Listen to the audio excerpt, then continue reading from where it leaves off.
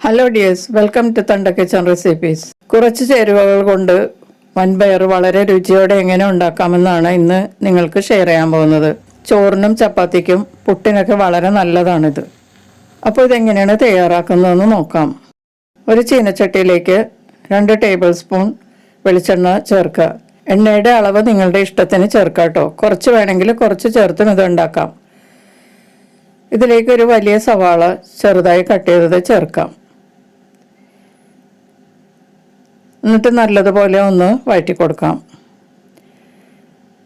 സവാള പകുതി കുക്കാവുന്നത് വരെ ഒന്ന് വഴറ്റി കൊടുക്കാം. മീഡിയം ഹീറ്റിൽ ഒരു 3 മിനിറ്റ് വഴറ്റി കൊടുക്കാം. ഇപ്പോൾ സവാള നല്ല ട്രാൻസ്പെറൻ്റ് ആയിട്ട് പാതി കുക്കായിട്ടുണ്ട്. കണ്ടില്ലേ, ഇതിൻ്റെ അളവൊക്കെ കുറഞ്ഞു. ഇതിലേക്ക് ഒരു 4 അല്ലി വെളുത്തുള്ളി പൊടിയായി അരിഞ്ഞത് ചേർത്ത് കൊടുക്കാം. എന്നിട്ട് സവാളയുമായി ഒന്ന് മിക്സ് ചെയ്യാം. വെളുത്തുള്ളി ഒത്തിരി മുരിഞ്ഞ ടേസ്റ്റ് വരാതിരിക്കാനാണ് ഈ സമയത്ത് ചേർക്കുന്നത്. സവാളയ്ക്കൊപ്പം വെളുത്തുള്ളിയും പാകത്തിന് കുക്കായി കിട്ടും. ഇതിലേക്ക് കുറച്ച് കറിവേപ്പില ചേർത്ത് ഒന്ന് മിക്സ് ചെയ്യാം. ഇനി ഈ സവാളയുടെ നിറമൊക്കെ മാറുന്നത് വരെ വഴറ്റി കൊടുത്ത് ഫ്രൈ ചെയ്യാം. മീഡിയം ടു ലോ ഹീറ്റിൽ നല്ലതുപോലെ ഒന്ന് ഫ്രൈ ചെയ്തെടുക്കാം. ഇപ്പോൾ സവാളയൊക്കെ മുരിഞ്ഞു തുടങ്ങിയിട്ടുണ്ട്. ഒത്തിരി അങ്ങോട്ട് ഡാർക്ക് ആകരുത് കേട്ടോ. ഈ പാകത്തിലാവുമ്പോഴേക്കും നമുക്കിതിലേക്ക് കുറച്ച് മസാലപ്പൊടി ചേർത്ത് കൊടുക്കാം. ഇതിലേക്ക് 1 ടീസ്പൂൺ ചില്ലി ഫ്ലേക്സ് ചേർത്ത് കൊടുക്കാം. ചതച്ച മുളക്, അത് ഈ സവാള ഒത്തിരി മുരിഞ്ഞു പോകുന്നതിന് മുമ്പേ ചേർക്കണം. എന്നിട്ട് സവാളയുമായി നല്ലതുപോലെ ഫ്രൈ ചെയ്യുക. സവാള ഫ്രൈ ആകുമ്പോഴേക്കും ഈ ചതച്ച മുളകും പാകത്തിന് മുരിഞ്ഞു കിട്ടും. നല്ല സ്മെല്ലൊക്കെയാണ് ഈ സമയത്ത് വരുന്നത് കേട്ടോ.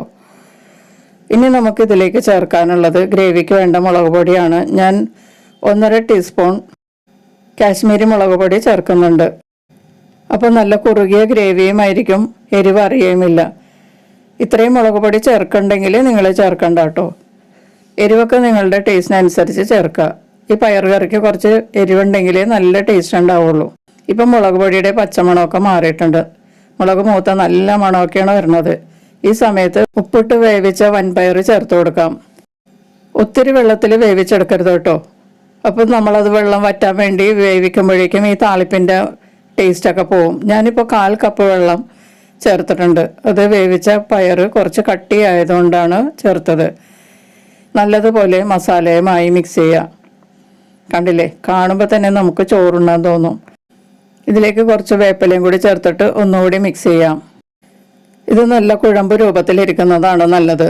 പയർ വേവിച്ച വെള്ളം ഒത്തിരി ഉണ്ടെങ്കിൽ നമ്മൾ വറ്റാൻ വേണ്ടിയിട്ട് കൂടുതൽ സമയം കുക്ക് ചെയ്യും. അപ്പോൾ ഈ താളിപ്പിൻ്റെ രുചിയൊക്കെ പോകും. ഇനി ഇത് മൂടി വെച്ച് 2 മിനിറ്റ് മീഡിയം ടു ലോ ഹീറ്റിൽ ചൂടാക്കാം. ഇപ്പോൾ നല്ല മണവും രുചിയുമുള്ള വൻപയർ കറി റെഡി ആയിട്ടുണ്ട്.